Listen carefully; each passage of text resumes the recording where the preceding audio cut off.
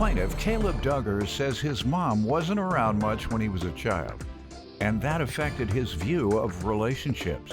However, he recently started dating his first girlfriend, and he has never been happier.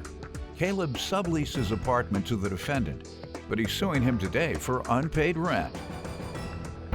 Defendant Philip Bratcher says he was a medic in the Army in 1982, and after an explosion, he was pronounced dead and put in a body bag. Philip claims he was able to cut himself out of the body bag after he regained consciousness, but he suffers from PTSD to this day. Start with you. A little bit about me. I actually turned 19 last week. For the past several months, I've been with my girlfriend. Amazing time spent every day with her. Haven't really left her. And it's just kind of odd because my mom wasn't really around when I was a kid. And She was not. yeah, she wasn't around, and I really think that played into my view of relationships in high school. This is my first girlfriend, and obviously I love her to death. Good. And no one ever really, I was raised by my father. No one ever really gave me an explanation of why she wasn't around. And I sort of, at some point, because it's been so long, I just ended up accepting it. How old were you when you? She your left when I mom was 3. became 3? Yeah, and no one ever gave me an explanation. I just honestly How often, stopped if at all, did she come back? maybe twice a year. A year? By the time I was 12, I really stopped caring, and it was just a lot of it was just battling me False mentally. hopes. Yeah, I can understand false hopes. I guess what I'm really trying to get at with this is I know you and your lovely wife have been together for over 3 decades. 42 years, 4 decades. Congratulations. Wow. Yeah. I really want to ask you for any advice you may have to keep my relationship as fruitful as possible and protect my heart. And When she says forgiveness, I say compromise. compromise. When you say forgiveness, that means I've done something wrong. I don't know what it is. She didn't explain. We were on a show one time on TV, and I'm like, forgive me for what? Or maybe she meant I forgave her. I don't know, but I guess that's key too, because one or the other is going to feel they've been wronged, however minor, however major. Yeah. And the other thing, compromise, because every person, whether they want to admit it or not, they want their way. Yep. Even if it's sharing. If I share with you, I want to share with you the way I share with, the way I want to share. That's still having your own way. Yeah. And that's marriage. You can't do that. Thank you so much. Yeah, you got to compromise. You got to swallow things that you don't even want to do and do it. Thank you so much. And what's your girlfriend's name? Ariana. Ariana. Beautiful All right. girl. We wish that we wish you guys a happy relationship now and into the future. Thank you so much. Plaintiff Caleb Duggar subleased an apartment to the defendant, who claims he suffers from PTSD as a result of being pronounced dead and put in a body bag when he was a medic in the Army. Why don't you tell me about yourself, sir? You want to give me some background and Yes, sir. ask me how to treat your wife? Dad, I can't give you no advice on that. I can't give any advice to that because I'm a born loser as far as relationships go. I'm an Army veteran. I went in the Army back in '81 when I was 17. I went in as a combat medic and trained as a Special Forces medic. Even though it was considered the Cold War and there was nothing really going on, it was mission oriented. They still wanted to send us out to missions and whatnot. So in September of 1982, I was on a mission and I was in an explosion. And I was hurt very badly. And they thought I was dead. They couldn't detect a pulse. So they put me in a body bag and stuck me in a Connex container, the steel containers. And because of where we were, they had to leave. Because of the explosion, they didn't want to have some kind of an incident. So they left. I came to, and all I could hear was the ringing in my ear, the loud whistle from the explosion. And I still have that today. And it just doesn't go away, the tinnitus. Okay. I fought my way out of the bag. I had my tack gear on, so I took my knife and I cut myself out. It was still pitch black inside. and I was panicking. I didn't know what was going on. All I felt was that everything was wet. And thank God for those little green chem lights, because I popped those and shook it, and it lit up enough to where I could find my aid bag, and I patched myself up. 3 days later, they come back. Hold on. 3 days later, what were you doing for 3 days? I was eating sea rations and patching myself up, and taking the little morphine ampules for pain. Wow. 3 days And beating later, on the side of the Connex trailer for anybody that might be around to hear me and let me out. Wow. During that time, the Red Cross had called my mother and said I died in a training accident. So my mother was really tore up. So first chance I got, when I got back to the aid station, I got on the something where people from overseas could call home, and you had just a few minutes time as everything was, I guess, the preliminary satellites were passing by. But I told her I was injured, but I was alive and okay. So for the next month, they were patching me up. And for my 19th birthday, I wanted to fly home for my birthday.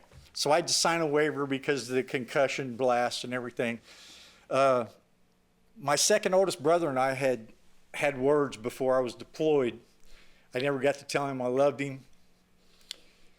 And I had saved up money. I was going to surprise him and fly out to California to see him and make amends. But while I was in the air, I landed in Indianapolis, and my mother told me that he had been murdered in California. So the look on her face to know that she thought I was dead, And the other. but I wasn't, and then he died. So I've suffered survivor guilt from that, plus all the brothers and sisters that I had lost in the military, and I lived. You got a survivor's guilt on both accounts, family and the military. I suffer from PTSD, Sure. claustrophobia, survivor guilt, separation anxiety, you name it. The VA's treating me for it. Well, I've been homeless, on the verge of suicide many times. Sometimes I just go sit in a room because I can't be around a lot of people. Other times I don't want to be alone. I have nightmares every night. I'm on medicine for that, and it just seems sometimes the dreams I can't wake up out of them. Plaintiff Caleb Duggar subleased an apartment to the defendant, who claims he suffers from PTSD as a result of being pronounced dead and put in a body bag when he was a medic in the Army.